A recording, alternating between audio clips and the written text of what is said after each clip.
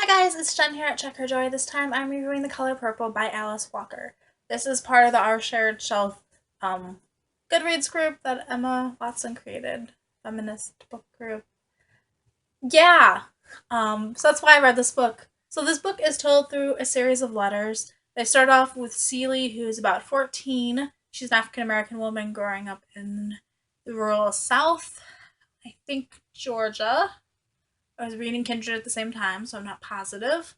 Um, but Celie just lives in this very poor African American community, and her life is pretty rough. Her letters start off being written to God, but as the plot grows, they start becoming letters from Celie to her sister Nettie, and Nettie writing to Celie. The book starts off right away with Celie being raped by her pa, and she gets pregnant, and then her pa takes the children away, and Celie thinks they get murdered, and it's not a very pleasant opening.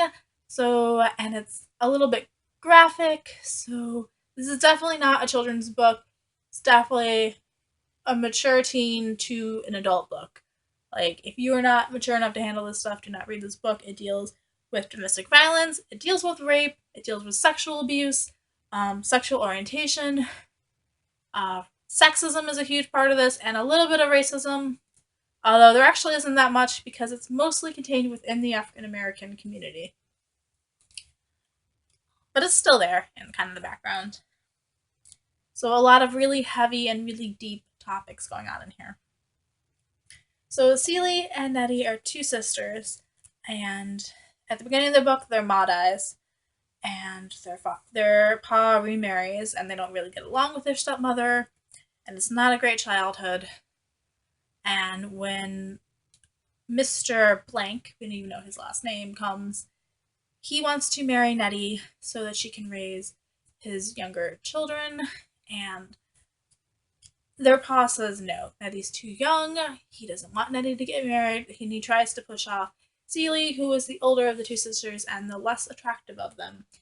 And so Mr. agrees to marry Celie. Celie has no say whatsoever in the matter of this marriage. And so she marries Mr. and goes to live with him, raising his children. He's got several of them. I don't remember exactly how many.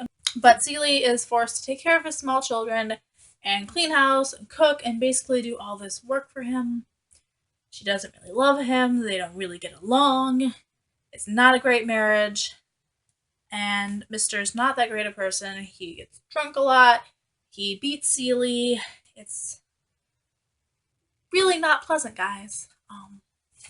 As the children start to grow up, she does develop a kind of close relationship with one of the older boys, Harpo. And when he gets married later on, his wife, Sophia, and Celie become friends, and their relationships between the three of them become a really big part of this book. Also, part of this book is Mister's former lover, Suge, who is a lounge singer, and Celie is just completely captivated by this. They get a rough start, but over time they slowly become friends, and the relationship between the two of them is a very big part of this book, and Celie discovering who she really is. And I like Shug. Um, and the other part of this book is Nettie and her life. Later on, we get to find out that Nettie's been writing letters to Celie that she hasn't been getting, and Nettie becomes a missionary to Africa, and she goes with Samuel and his family, and Samuel and his wife have adopted Celie's biological children that she thought were dead. So it's cool to see that and to see how life is in Africa amongst the tribes. So the main part of this book is self-discovery. Celie particularly discovering who she is and gaining confidence and growing up, but also getting to see Nettie and the missionaries, getting to see Shug and her relationships. Even Mister has large amounts of development later on in the book. So getting to see all these characters, there's a lot of growth in these characters. And also forgiveness is a big part of this book. Like, they somehow manage to forgive each other for all these awful things that are happening without actually forgetting what happened. Like, it's still there, but I'm gonna forgive you anyway. And then we also have Celie's relationship with God, which evolves over the course of the book. God is such a huge part of her life at the beginning. Like, this is the only person she can talk to, but as her relationship with men in the book starts to go downhill, her relationship with God starts to go downhill also, until Suge teaches her how to view God as not this white male who is like oppressing them, but as kind of a part of everything. And she tells her to view God as like the color purple. It's the title of the book. And so Shug develops, and so Celie kind of gets this different view on what life is like through that relationship. That God doesn't have to be man or woman or black or white.